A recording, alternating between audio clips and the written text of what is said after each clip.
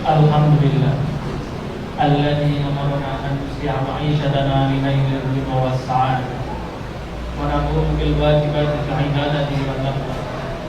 Asyhadu an la ilaha illallah wahdahu la syarika lah wa asyhadu anna Muhammadan 'abduhu wa rasuluh man la nabiyya ba'dahu. Allahumma shalli wa sallim ala asyrafil anbiya wal mursalin wa ala alihi wa sahbihi ajma'in. Amma ba'du. Ya ibadallah, usikum wa nafsi bitaqwallah, faqad fazal muttaqun. Qala Allah Ta'ala fi kitabihil karim, Bismillahirrahmanirrahim. Ya ayyuhalladzina amanu taqullaha haqqa tuqatih wa la tamutunna illa wa antum muslimun. Hadirin jamaah Jumat hafizakumullah, kami berwasiat kepada pribadi kami sendiri juga kepada para hadirin sekalian, marilah kita tingkatkan takwa kita kepada Allah Subhanahu wa Ta'ala dengan selalu menjalankan perintah-perintahnya dan menjauhi segala larangan-larangannya.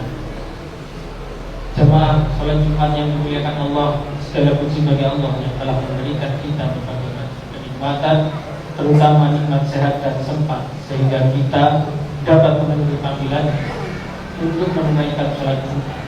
Nikmat yang harus digunakan dalam rangka memenuhi syariat yang telah ditetapkan oleh Allah Subhanahu wa Ta'ala. Salawat beserta salam mari kita haturkan kepada baginda Nabi Muhammad sallallahu alaihi wasallam. Jemaah salat Jumat yang dimuliakan oleh Allah, bulan Ramadan merupakan bulan yang mulia, penuh rahmat dan penuh ampunan. Pada bulan yang mulia ini tercatat banyak peristiwa bersejarah dalam Islam terjadi. Salah satu peristiwa yang tercatat dalam sejarah Islam diantaranya ialah diturunkannya Al-Quran. Allah Subhanahu wa Ta'ala berfirman dalam surat Al-Baqarah ayat 185. Syahrul Ramadan alladzi unzila fihi al-Qur'an hudan lin-nas wa bayyinatin minal huda wal furqan. Yang artinya bulan Ramadan adalah bulan yang di dalamnya diturunkan Al-Quran sebagai petunjuk bagi manusia dan menjadi penjelas sebagai petunjuk itu serta pembeda antara hak dan batil. Jamaah salat Jumat yang dimuliakan oleh Allah Subhanahu wa Ta'ala, Syekh Nawawi Al-Bantani dalam tafsirnya Marahul Labid menjelaskan bahwa ayat ini menerangkan fase pertama tentang turunnya Al-Quran. Saat itu malaikat Jibril membawa Al-Quran secara keseluruhan pada malam Lailatul Qadar tanggal 24 Ramadan dari Lauhul Mahfuz ke langit dunia. Lalu malaikat Jibril menyerahkannya kepada malaikat Safarah, malaikat yang bertugas sebagai pencatat, yang kemudian menuliskannya di lembaran-lembaran. Lalu lembaran-lembaran itu disimpan di satu tempat di langit yang disebut Baitul Izzah. Setelah itu malaikat Jibril membawa Al-Quran kepada Rasulullah SAW secara bertahap selama 23 tahun sepanjang masa kenabian. Turunnya ayat-ayat ini sesuai dengan kebutuhan. Kadang turun dalam satu ayat, 2 ayat, 3 ayat, atau bahkan 1 surat. Dan ayat Al-Quran yang pertama kali ialah surat Al-Alaq ayat 1-5. Dan ia diturunkan tepatnya di tanggal 17 Ramadan. Maka dari itu umat Islam memperingatinya sebagai nuzul Quran yang akan kita peringati besok hari. Jamaah salat Jumat yang dimuliakan oleh Allah Subhanahu wa Ta'ala, Al-Quran adalah kitab suci yang diturunkan kepada Nabi Muhammad SAW sebagai petunjuk bagi umat manusia. Kitab ini memiliki banyak keistimewaan. Selain menjadi kitab samawi terakhir, Al-Quran juga merupakan satu-satunya kitab yang turun dalam 2 fase. Syekh Manah Al-Qattan dalam kitabnya Mabahith fi Ulumil Quran menjelaskan bahwa sebagaimana diturunkan oleh Ibnu Abbas dan disepakati mayoritas ulama, Al-Quran turun dalam 2 fase. Fase pertama disebut fase inzali, yang turunnya Al-Quran secara keseluruhan dari Lauhul Mahfuz ke Baitul Izzah, yaitu suatu tempat di langit dunia. Hal ini dilakukan sebagai bentuk pengagungan terhadap Al-Quran. Fase kedua disebut fase tanzili, yaitu turunnya Al-Quran secara bertahap kepada Nabi Muhammad SAW selama 23 tahun. Sesuai dengan peristiwa yang terjadi dan mempertimbangkan sebab turunnya ayat yang juga disebut sebagai asbabun nuzul dalam ilmu tafsir Al-Quran. Jamaah salat Jumat yang dimuliakan oleh Allah Subhanahu wa taala, dalam riwayat lain disebutkan bahwa bulan Ramadan sudah menjadi waktu di mana Nabi Muhammad SAW menderes Al-Quran bersama malaikat Jibril. Karena itu umat Islam sangat dianjurkan untuk memperbanyak membaca Al-Quran di bulan yang mulia ini dengan niat meneladani Nabi Muhammad SAW.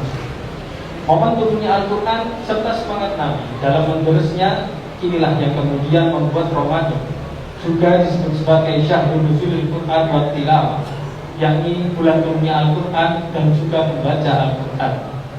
Dalam sebuah hadis dijelaskan bahwa di bulan Ramadan Nabi Muhammad SAW menjadi lebih dermawan, dan setiap hari beliau bertemu malaikat Jibril untuk memberes Al-Quran bersamanya. Seperti halnya dalam puasa, Al-Quran nantinya juga akan memberikan syafaat kepada kita di hari kiamat. Dan hal ini tercantum dalam hadis yang diriwayatkan Ibnu Abbas seperti ini. Ibnu Abbas radhiyallahu anhu qala kana Rasulullah sallallahu alaihi wasallam ajwadan nas wa kana ajwadu ma yakunu fi Ramadan hina yalqahu Jibril wa kana Jibril yalqahu fi kulli lailah min Ramadan fa yudarisu. Qala Rasulullah sallallahu alaihi wasallam hina yalqahu Jibril ajwadu bil khairi nabi. Kesimpulannya, di bulan Ramadan kali ini mari kita bersama-sama tingkatkan kualitas ibadah kita kepada Allah Subhanahu wa taala, terutama memperbanyak membaca Al-Quran. Kita luangkan waktu kita 20 sampai 30 menit sehari untuk membaca Al-Quran di bulan Ramadan ini. Ma'asyiral muslimin, tidak ada kata terlambat untuk melakukan kebaikan. Semoga ini menjadi langkah awal kita untuk terus membaca Al-Quran bahkan ketika nanti bulan Ramadan telah berlalu. Dengan begitu kita telah memanfaatkan bulan Ramadan sebaik mungkin untuk memperbaiki diri dan mempererat hubungan kita sebagai hamba kepada Allah Subhanahu wa taala. Semoga kita termasuk orang-orang yang benar-benar memanfaatkan bulan suci ini dan menjadi bagian dari mereka yang disebut dalam firman-Nya sebagai orang-orang yang bertakwa. A'udzubillahi minasyaitonir rajim. Bismillahirrahmanirrahim. Ya ayyuhalladzina amanu kutiba 'alaikumus shiyam kama kutiba 'alal ladzina min qablikum la'allakum tattaqun. Barakallahu li wa lakum fil Qur'anil 'azim. Nafa'ani wa iyyakum bima fihi ayatin fataqabbal minni wa minkum innahu as-sami'ul 'alim. Wassalamu'alaikum warahmatullahi wabarakatuh. Faya fawzal mustaghfirin wa ya najadat ta'ibin. Allahumma salli wa sallim ala sayyidina Muhammadin wa ala ali sayyidina Muhammad.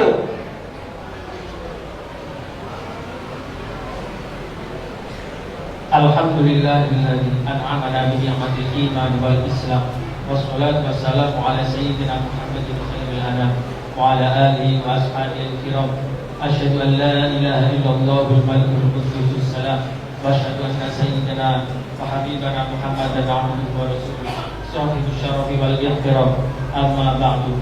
Fa ya ayyuhan nas usikum wa nafsi bi taqwallahi faqad fazal muttaqin. Qala Allah ta'ala innallaha wa malaikatahu yusholluna 'alan nabi. Ya ayyuhalladzina amanu shallu 'alaihi wa sallimu taslima. Allahumma shalli wa sallim ala sayyidina Muhammadin wa ala ali sayyidina Muhammadin kama shallaita ala sayyidina Ibrahim wa barik ala sayyidina Muhammad wa ala ali sayyidina Muhammad kama barakta ala sayyidina Ibrahim wa ala ali sayyidina Ibrahim fil 'alamin innaka Hamidum Majid. Allahumma salli ala khairir rasyidin wa ala nabiyyika ajma'in wa tabi'ina wa tabi'in ila Allahumma ighfir lil muslimina wal muslimat wal mu'minina wal mu'minat. Allahumma fa'an al-bala wal ghala wal waba wat ta'un wal amrad wal harb wal fitan ma la yata'aka ghairuka an baladina hadha Indonesia wa sa'iri biladil muslimina 'amma ya rabbal alamin. Allahumma ij'al baldatana baldatan thayyibatan wa rabbul ghafur wa aminan bi ibadatik. Rabbana atina fid dunya hasanah wa fil akhirati hasanah wa qina adzabannar. ibadallah, innallaha ya'muru bil 'adli wal ihsan wa yanha 'anil fahsya'i wal munkar ya'idzukum la'allakum tadhakkarun. Fadhkurullahal 'azim yadhkurkum washkuru 'ala ni'amihi yazidkum wa la dhikrullahi akbar. Aqimish shalah.